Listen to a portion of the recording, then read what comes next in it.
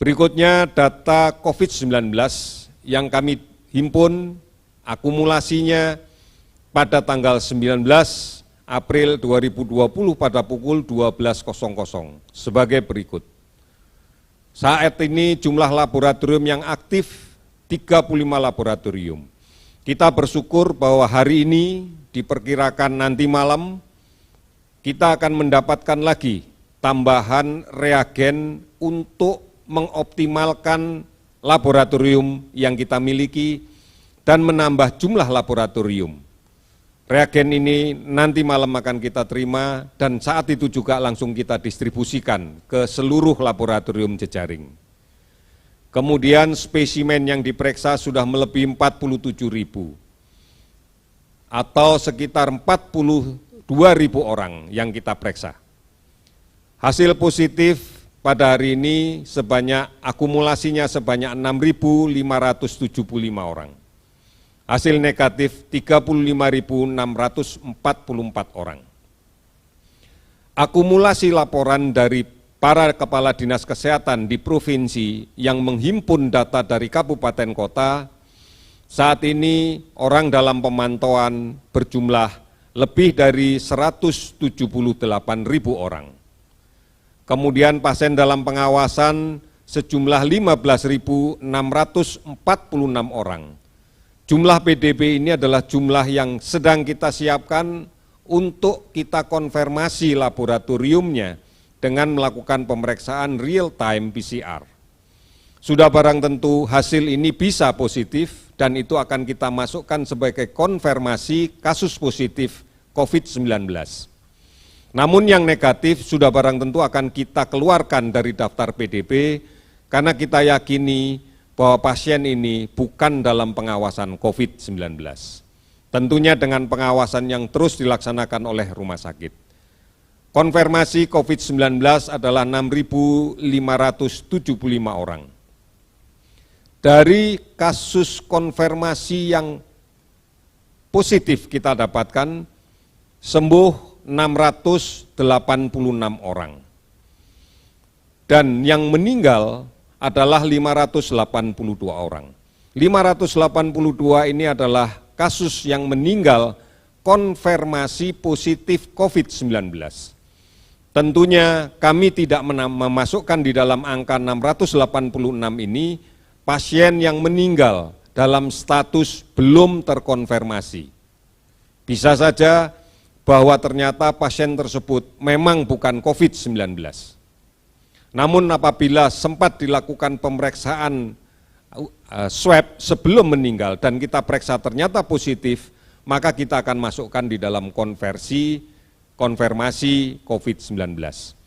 Jadi tidak seluruh pasien yang meninggal selalu kita nyatakan sama dengan konfirmasi COVID-19, sehingga kemudian dijumlahkan.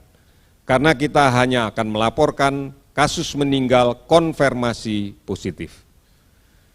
Provinsi terdampak seluruhnya sudah terdampak.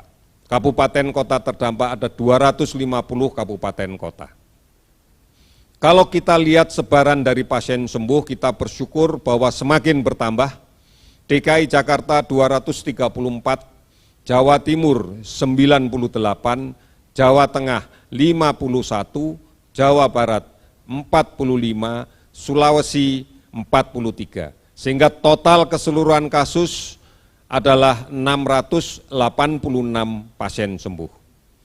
Saudara-saudara, secara rinci dapat kami sampaikan sebagai berikut.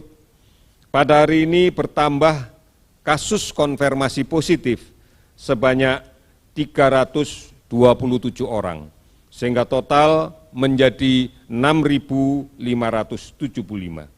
Ada 55 pasien yang sembuh, sehingga total menjadi 686. Kriteria sembuh ini adalah sembuh berdasarkan hasil laboratorium 2 kali berturut-turut negatif dan keluhan klinis sudah tidak ada lagi. Ini acuan untuk menentukan pasien COVID-19 terkonfirmasi positif yang dinyatakan sembuh.